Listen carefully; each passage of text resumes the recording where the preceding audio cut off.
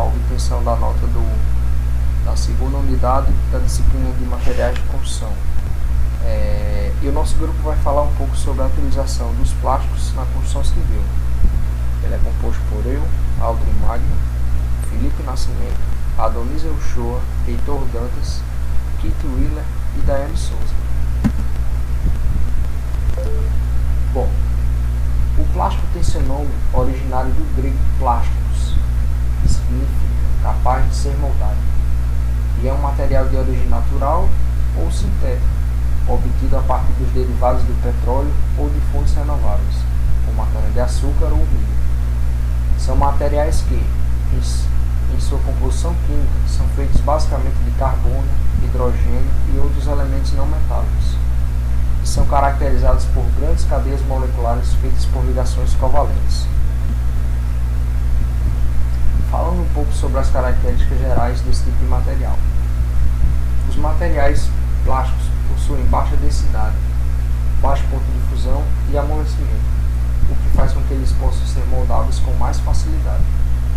A principal característica ótica a ser considerada nos materiais plásticos é a sua transparência, apresentada nos polímeros amorfos ou com baixo grau de cristalinidade, que pode chegar a 92% de transmitância nos plásticos comuns. Se tratando das características mecânicas dos plásticos, estas são especificadas através de muitos dos mesmos parâmetros usados para os metais, como o módulo de elasticidade, limite de resistência à tração e as resistências ao impacto e à fadiga, sendo que, para muitos polímeros, utiliza-se o gráfico de tensão e deformação para a caracterização de alguns desses parâmetros. Outra característica bastante marcante dos plásticos em geral é que eles são isolantes termoelétricos, ou seja, eles possuem baixa condutibilidade elétrica e térmica. São materiais que resistem bem à degradação por produtos inorgânicos e pouco à degradação por produtos orgânicos. Bom, os materiais poliméricos se dividem em três grandes classes, que são os termoplásticos e os termofixos ou termorrígidos. E a terceira classificação são a dos elastômeros. Os dois primeiros citados, que são os termoplásticos e termofixos, são os chamados plásticos entre os polímeros, enquanto os elastômeros são as borrachas.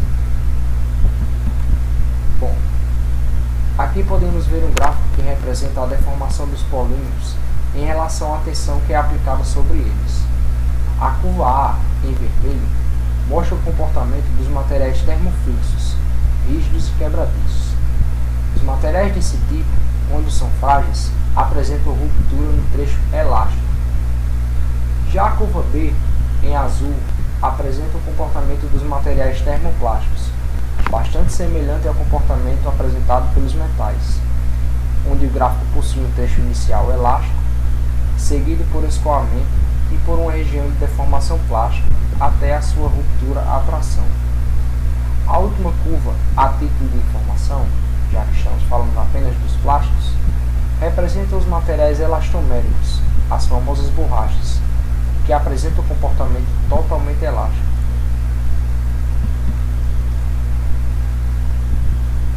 Bom, falando um pouco agora sobre os termoplásticos.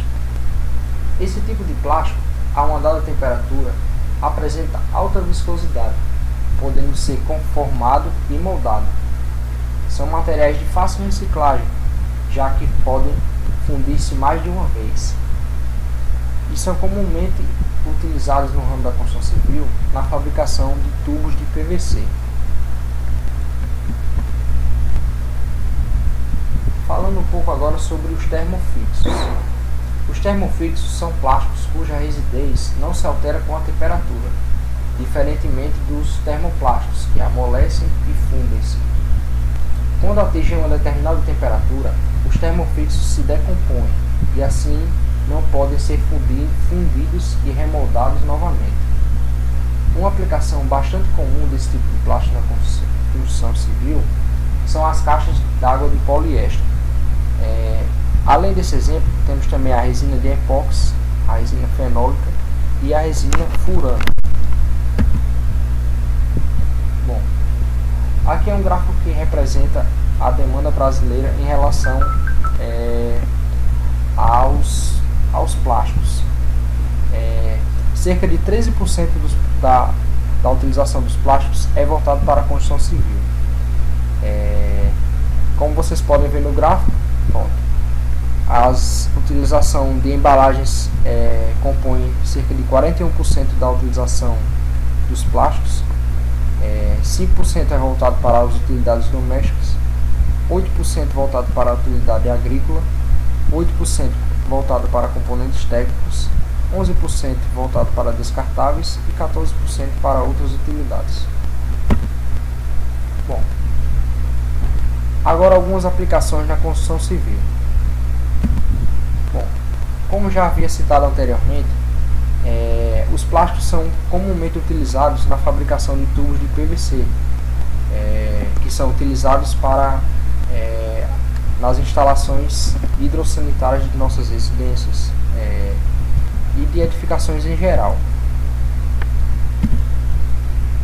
Outra utilização dos plásticos é na produção dos eletrodutos flexíveis, entre outros componentes de instalações elétricas, como interruptores, caixas de passagem, entre outros. O plástico também é bastante utilizado na fabricação de esquadrias, como esta da imagem que podemos ver, que é um tipo de esquadria em PVC, uma janela. Além disso, o plástico também é usado na forma de espuma de poliuretano, que é utilizado na fixação de esquadrias no geral, tanto de portas como janelas, enfim. Outra aplicação, agora voltando para a parte das características ópticas, como eu havia citado anteriormente, é a utilização de telhas de policarbonato, que permitem a passagem da iluminação através das mesmas. Bom, o nosso trabalho vai chegando ao fim e nós queremos agradecer pela sua atenção. Espero que vocês tenham gostado e até a próxima.